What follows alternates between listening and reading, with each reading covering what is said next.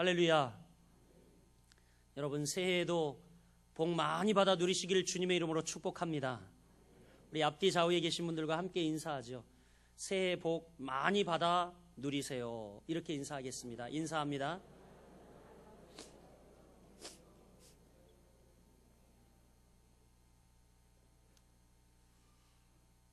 오늘 여러분과 제가 봉독한 말씀을 가지고 행복은 하나님의 손에라고 하는 제목을 가지고 말씀의 은혜를 나누고자 합니다. 딴 데 신경 쓰지 말고 여기 보세요. 얘들 갔다 왔다 하거나 말거나 위에서 막 전쟁이 일어나거나 신경 쓰지 마시고 말씀 놓치지 마세요. 말씀. 여러분, 행복이 어디 있습니까? 많은 사람들은요, 이 행복을 찾아 헤맵니다. 그리고 새해가 되면 이 행복을 찾기 위해서 어떤 사람들은 새해 토정 비결을 보거나 아니면 또 손금을 보러 가거나 요즘 젊은이들은요, 이 타로라고 하는 서양에서 들어온 이 점을 보러 다닙니다. 그래서 여러분, 이 손금을 보는데 누가 그러더라고요. 이 손금보다는 사실은 이 발금, 발금 뭔지 아시죠? 이 족, 발금이 더 정확하다고 이야기를 하고, 어떤 사람은 이 발금보다는 이 관상이 더 정확하다고 합니다. 그리고 어떤 사람이 이야기하기를 진짜 미래를 알려면 이 관상보다는 두상을 봐야 된다, 이렇게 이야기를 하더라고요. 그러나 여러분, 이 수상, 족상, 관상, 두상보다는 심상, 우리의 이 마음, 이것이 여러분 행복을 만드는 줄 믿으시길 바랍니다. 그래서 여러분, 득도한 것처럼 이렇게 이야기하면요, 사람들이 위대하게 봅니다. 수상, 족상, 관상, 두상, 수상, 족상, 관상, 두상보다는 심상이야, 이러면 여러분 굉장히 여러분이 높은 줄 알아요. 여러분, 옆에 있는 사람에게 한번 이야기해 봅시다. 수상, 족상, 관상, 두상보다는 심상이야.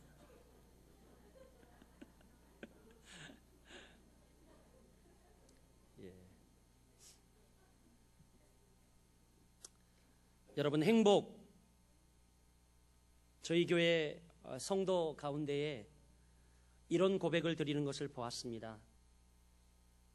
남편은 어느 날 갑자기 찾아온 뇌출혈로 장애인이 되었습니다.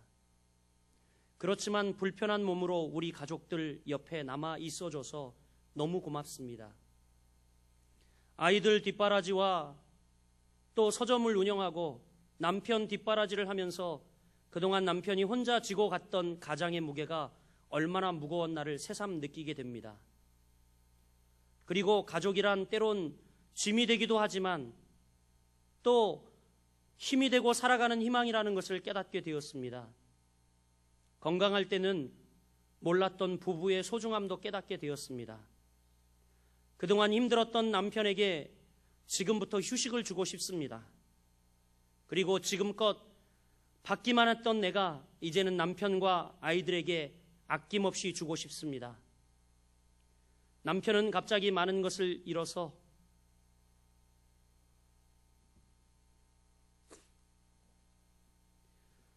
침대에서 때론 좌절하고 힘겨워하며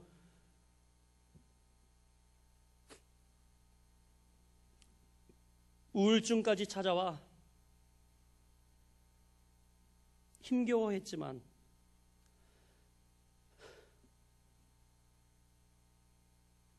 나와 아이들이 큰 행복을 느끼게 해줄 것입니다. 사랑하는 성도 여러분, 저희 교회 한 가정의 고백입니다. 이런 고통 속에서도 감사를 드리고 있는 그분,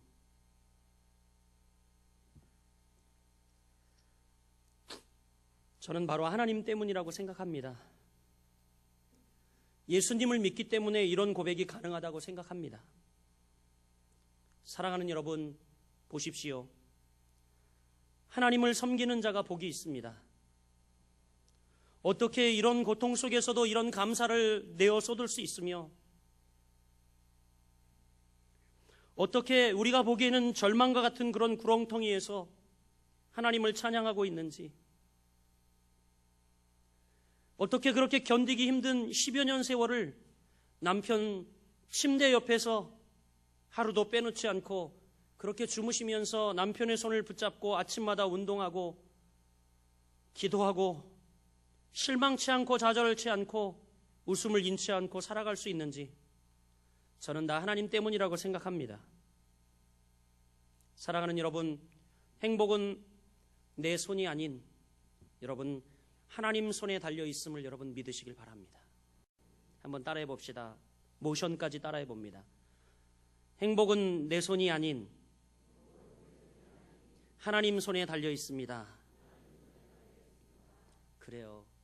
여러분, 우리가 두 손을 높이 번쩍 들 때에, 하나님 앞에 항복하고 두 손 높이 들 때에 내가 하려고 바둥바둥하며 행복을 찾지만 절대 찾을 수 없고, 하나님 앞에 두 손을 우리가 번쩍 들고 여러분 그분을 붙들 때에 여러분에게 하나님께서 주시는 행복이 찾아오게 될 줄 믿으시길 바랍니다. 오늘 새해를 맞는 우리에게 주시는 굉장히 짧은 이 말씀에 복의 비밀이 담겨 있습니다. 여러분 1절과 4절 두 번이나 이 짧은 말씀에 누가 복이 있다고 이야기하냐면 하나님을 경외하는 자가 복이 있다고 말씀합니다. 할렐루야. 정말 바로 이런 자가 복이 있다라고 이야기하는데 누가 그 복을 받아 누릴 수 있느냐? 하나님을 경외하는 자라 이야기를 하고 있습니다. 사실 여러분 성경의 내용을 하나로 약축하면 뭡니까? 하나님을 경외하는 자가 복이 있다 이거예요. 성경의 내용을 하나로 딱 약축하면 뭐냐면 하나님을 경외하는 자, 하나님을 섬기고 살아가는 자가 복이 있다라는 겁니다. 할렐루야. 진짜 복이 여기 있습니다. 하나님을 경외하는 것. 한번 따라해보죠. 하나님을 경외하는 것. 여러분 이것이 진짜 복인 줄 믿으시길 바랍니다. 그렇다고 하면 여러분 모두가 하나님을 경외하는 자들인데 하나님을 경외하는 자에게 주시는 복이 오늘 본문에 잘 기록되어 있습니다. 저는 우리 거룩한 빛 성광교회 성도들 모두가 2014년 하나님을 경외하여 하나님께서 주시는 복을 받아 누리기에 부족함이 없는 여러분 되시길 축복합니다. 먼저 오늘 본문은 하나님을 경외하는 자에게 주시는 복이 뭐냐? 첫 번째, 열매, 결실의 축복을 주신다고 말씀하고 있습니다. 2절 말씀을 같이 한번 읽어보겠습니다. 같이 읽어보겠습니다. 시작. 내가 내 손이 수고한 대로 먹을 것이라 내가 복되고 형통하리라. 아멘. 무슨 이야기입니까? 내가 내 손이 수고한 대로 먹을 것이고 내가 복되고 형통하겠다. 하나님을 경외하면 이라고 말씀합니다. 사랑하는 여러분, 하나님을 경외하는 자에게 하나님이 바로 열매, 결실의 축복을 주신다는 약속입니다. 오늘 본문이 이야기하죠. 내 손이 수고한 대로 먹을 것이라 이렇게 이야기하는데 여러분 열심히 수고하고 대가가 없다면 우리 인생이 얼마나 허무하겠습니까? 그렇지 않습니까? 수고하고 애쓰면 반드시 대가가 있어야 하는데 거둘 것이 없고 열매가 없어요. 얼마나 허무하겠습니까? 그런데 오늘날 이러한 일들이 너무나 많습니다. 참으로 허무한 일들이 많아요. 열심히 수고하고 애를 써도 결실을 보장받을 수 없는 시대 속에 우리가 살고 있음은 분명합니다. 엊그제 저하고 같이 만나교회에서 무려 6년이나 같이 사역했고 그 목사님은 만나교회에서 거의 15년을 사역했던 한 목사님과 제가 통화를 하게 되었습니다. 저와 같이 똑같이 사임을 했어요. 그리고 저는 사임 인사를 하고 다른 곳에 사역을 가고 이 목사님은 경기도 광주에 이제 좀 빚으로 어려운 교회를 인수해서 그 교회를 운영하기 시작했습니다. 열심히 목회했습니다. 그런데 여러분 아무리 수고해도 더 이상 교회가 부흥하지 않는다는 겁니다. 통화하는데 그 마음의 어두움, 침침함, 그 마음의 고백이 절 굉장히 무겁게 했습니다. 그러면서 목사님, 제가 이제껏 담임했지만 이제 제가 담임이 아닌 이제 협동 목회로 판교에 부도난 교회를 인수해서 두 교회가 합병을 해서 같이 교회를 하게 되었습니다. 열심히 해봤는데 안 되더라고요. 이렇게 이야기를 하더라고요. 그런데 더 놀라운 뉴스는 뭐냐면 판교에 자기가 인수하는 교회도 너무너무 어려워서 지금 현재 경매에 난 상태라는 겁니다. 그 교회를 이제 두 목사님이 합쳐서 의기투합해서 그 교회를 인수한대요. 여기까지도 별로 놀라운 뉴스가 아니었어요. 그런데 이 교회를 중심으로 교회가 4개가 있는데 판교의 이 4개 모든 교회가 경매로 지금 다 나와 있습니다. 그러더라고요. 여러분, 얼마나 열심히 사역을 했겠습니까? 아마 비전과 꿈에 부풀어 열심히 사역을 했겠지만, 그렇지만 아무리 열심히 해도 거둘 것 없는 그런 시대. 오늘날 여러분, 참 우리는 허무할 수밖에 없습니다. 그런데 오늘 본문 말씀은 뭐라고 이야기합니까? 여호와를 경외하는 자에게 열매와 결실의 축복을 우리에게 주시겠다, 이렇게 말씀합니다. 여러분, 화락능실이라는 말이 있습니다. 화락능실. 무슨 이야기냐면 꽃이 떨어지고 열매가 열린다, 이런 말입니다. 꽃이 떨어져야지만 여러분 반드시 열매는 열릴 수가 있습니다. 여러분 가정에 아마 저는 아내가 가정의 꽃이라고 생각이 되어집니다. 그렇지 않습니까? 예, 맞지요? 예, 아멘. 예, 그래서 가정에 있는 이 부인을 뭐라고 합니까? 안해라고 합니다. 집안 안에서 비추는 뭐예요? 해죠, 해. 그런데 부정적으로 이야기하면 아내 이렇게 돼버리죠. 그래요. 분명히 이 꽃이 떨어져야, 즉 희생이 있어야 열매와 결실을 맺습니다. 사랑하는 여러분, 여호와를 경외하는 여러분 가정에 하나님께서 2014년 풍성한 열매 결실을 주시기를 간절히 소원합니다. 여러분이 이렇게 내민 이 손, 하나님이 빈손 되지 않게 하시고 꽉 채워 흔들어 넘치도록 채워주시는 은혜와 축복이 여러분들에게 임하기를 주님의 이름으로 간절히 축원드립니다. 두 번째, 여호와를 경외하는 자에게 주시는 복이 있는데 3절 말씀 같이 읽어보겠습니다. 같이 읽어봅니다. 시작. 내 집 안방에 있는 내 아내는 결실한 포도나무 같으며 내 식탁에 둘러앉은 자식들은 어린 감람나무 같으리로다. 아멘. 무슨 이야기입니까, 여러분? 하나님을 경외하는 자에게 두 번째 주시는 축복은 뭐냐면 행복한 가정을 주시겠다 말씀합니다. 할렐루야. 첫 번째는 뭐였습니까? 예, 결실, 열매를 주신다. 여호와를 경외하는 가정에게. 두 번째는요, 행복한 가정을 주시겠다고 말씀합니다. 구체적으로 살펴보면 그렇습니다. 먼저 아내는 결실한 포도나무 같으며 이렇게 이야기하고 있습니다. 3절 상반절에 그렇게 이야기하고 있죠.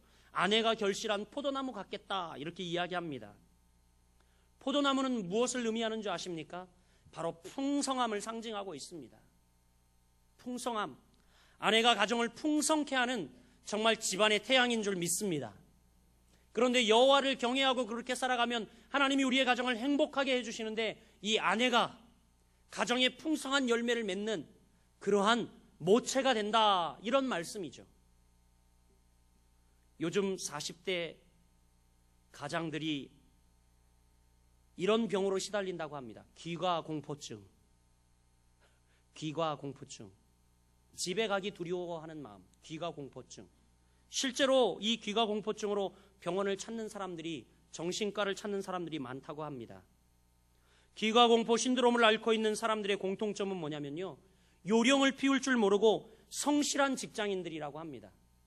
우리 혹시 40대, 50대 남성들 중에 집에 가는데 아무런 부담이 없다 그러면 내가 좀 성실히 일하지 않나 의심해 봐야 합니다. 그런데 이 귀가공포증을 앓고 있는 남성들의 특징이 뭐냐면 요령을 피울 줄 모르고 성실한 직장인이라는 겁니다.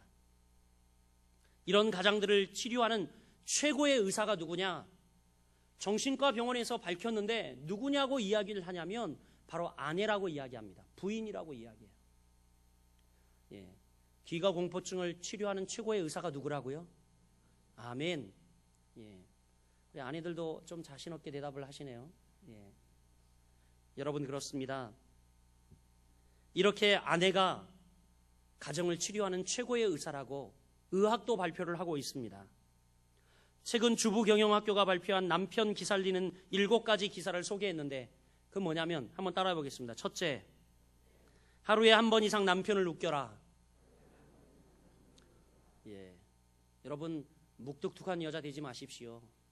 예, 하루에 한 번 이상 남편을 좀 웃겨보시길 바랍니다. 둘째, 예, 안 따라하세요? 둘째, 신용카드 사용과 지출을 줄여 남편의 부담을 덜어줘라. 아멘. 예. 셋째, 매일 한 번씩 남편을 칭찬해줘라.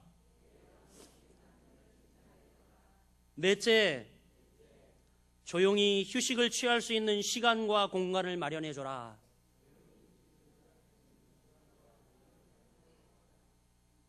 다섯째, 부부간의 진지한 대화를 자주 가져라. 여섯째, 부부 동반 모임과 가족들 대소서에 빠지지 마라. 마지막 일곱 번째입니다. 일곱째, 남편과 함께 미래에 대한 밝은 설계를 하라. 바로 이것이 최근 주부경영학교가 발표한 남편 기살리는 7가지 비결이라고 합니다.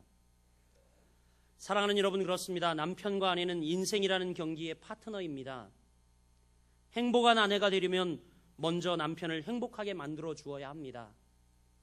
오늘 여호와를 경외하는 귀한 가정은 행복한 가정이 된다고 이야기하고 있는데, 바로 그 첫 번째 복이 아내가 결실한 포도나무 같겠다라고 약속하고 있습니다. 바라기는 거룩한 빛 성광교회 성도에 속한 모든 가정의 아내들이 바로 가정의 의사가 되고 치료자가 되어서 여러분 가정을 풍성케 하는 모체가 되기를 주님의 이름으로 축복합니다.